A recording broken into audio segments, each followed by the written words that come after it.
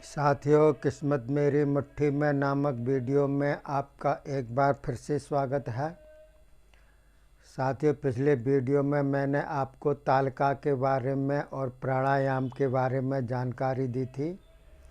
प्राणायाम यानी कि जो मैंने बतलाए थे 3 प्रकार के होते हैं: जघन्य प्राणायाम, मध्यम प्राणायाम और उत्कृष्ट प्राणायाम। तो इसमें मैंने आपको कुंभक का टाइम बदलाया था। तो कुंभक अगर आप 42 विपल करते हैं तो वो जघन्य उतारता है, और मध्यम प्राणायाम में 84 विपल और उत्कृष्ट प्राणायाम में 125 विपल तक किया जाता है कुंभक, यानी कि सांस को रोकना, जिससे कि स्थिर हो जाते हैं।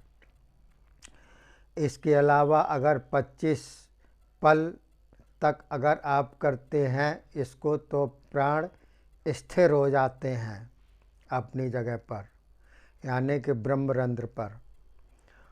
और अगर मान लीजिए इसमें लिखा हुआ है 6 घड़ी, 6 घड़ी तक अगर कुंभक किया जाए तो उसको ध्यान हो जाता है। जो भी उसका ध्यान लगता है अपने इष्ट का, वह ध्यान में चला जाता है। फिर उसके ऊपर कोई कुछ भी करे शरीर में, उसको पता नहीं चलता है। शरीर शून्य के माफिक हो जाता है और वो ध्यान में चला जाता है। अगर 6 घड़ी तक जो है कुंभक करता है तो वो उत्कृष्ट प्राणायाम कहलाता है। प्राण ब्रह्मरंध्र में चले जाते हैं। इसके आगे भी प्राणायाम किया जा सकता है, लेकिन स्टार्टिंग में इसी प्रकार से धीरे धीरे मैंने आपको बताया था किया जाता है।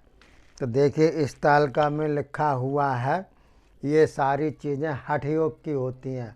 हठ योग का मतलब होता है शरीर के सामर्थ्य के अनुसार उसमें हठ करना, यानी कि मन को एक जगह मजबूती से लगाए रखना।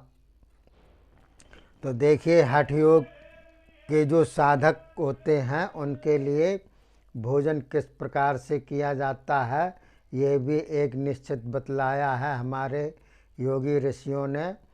जो भी भूख आपको लगती है उसके 4 भाग किए जाते हैं।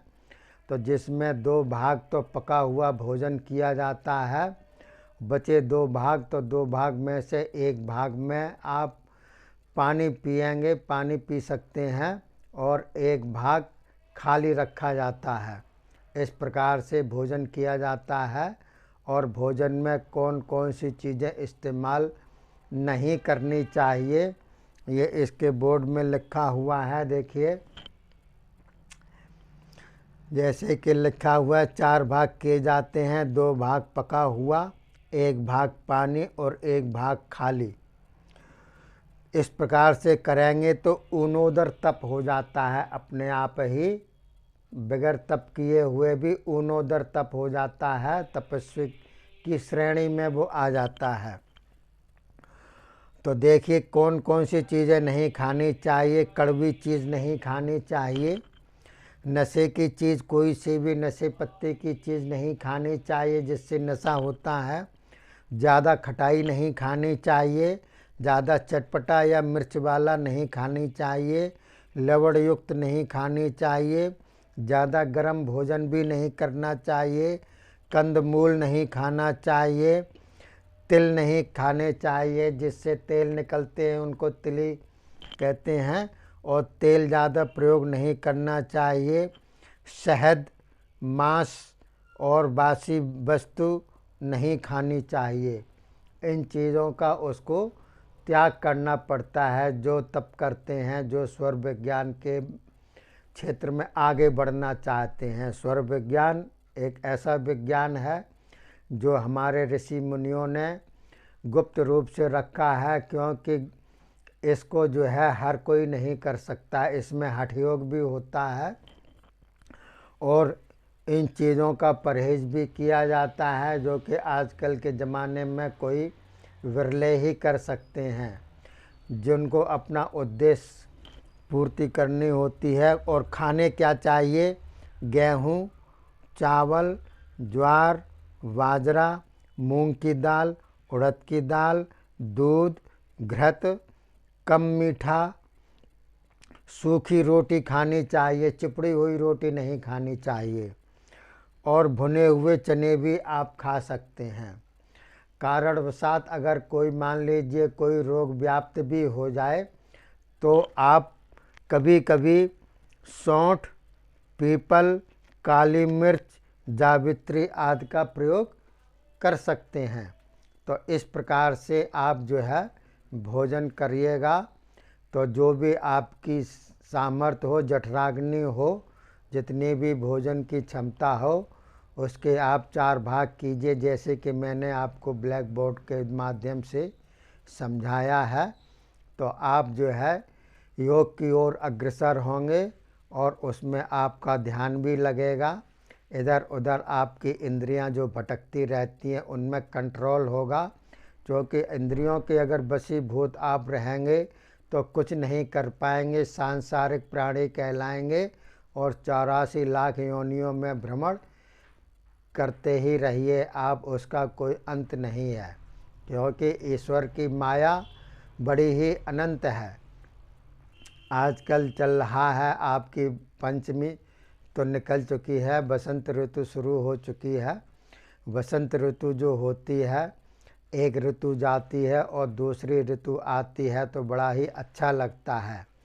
लेकिन जो चीज़ अच्छी लगती है कोई ज़रूरी नहीं कि उसमें गुण ही अच्छे हों, अब गुण भी होते हैं। और इसमें ख़ास तौर से तो शरीर का विशेष ध्यान रखा जाता है, क्योंकि शरीर में जो है गर्मी और सर्दी करने की विशेष क्षमता नहीं होती है, एक साधारण सी क्षमता होती है। और इस मौसम में उतार चढ़ाव होता है तो रोग बड़ी जल्दी ही व्याप्त हो जाते हैं और नाना प्रकार के इसमें जीवाणु, कीटाणु वगैरह उत्पन्न होने लग जाते हैं वायुमंडल में, आकाश में। तो विशेष रूप से ध्यान रखना पड़ता है। बसंत ऋतु लगती तो अच्छी है लेकिन होती ये नुकसानदायक है। जो भी चीज़ ज़्यादातर अच्छी लगती हैं वो नुकसानदायक ही होती हैं। देखने में अच्छी लगती हैं लेकिन अंदर इसमें गुणहीन होता है मामला ये। और जितना आप अपने शरीर को कष्ट देंगे, कठोर बनाएंगे और प्रकृति के अनुकूल चलेंगे, विपरीत नहीं चलेंगे प्रकृति के, उतना ही आप बढ़िया रहेंगे। ज़्यादा आप उसके अनुकूल करेंगे, अपने शरीर को बनाएंगे, अपने शरीर को ढालेंगे, आलसी बनाएंगे और आराम तलबी बनाएंगे शरीर को, तो आप जैसा शरीर बनाएंगे वैसा ही बनता चला जाएगा, उद्देश्यहीन आपका जीवन हो जाएगा। और इस जीवन का कोई अंत नहीं है, कभी भी किसी भी क्षण कुछ भी हो सकता है। फिर तो आप जो है बस हाथ मलते जाइए समय निकल जाने के बाद में।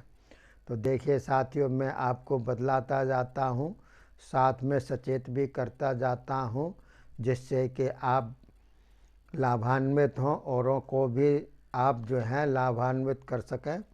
वीडियो अच्छा लगे तो लाइक और सब्सक्राइब और शेयर कीजिएगा। इसी के साथ ही अपनी वाणी को विराम देता हूँ। जय हिंद, जय भारत।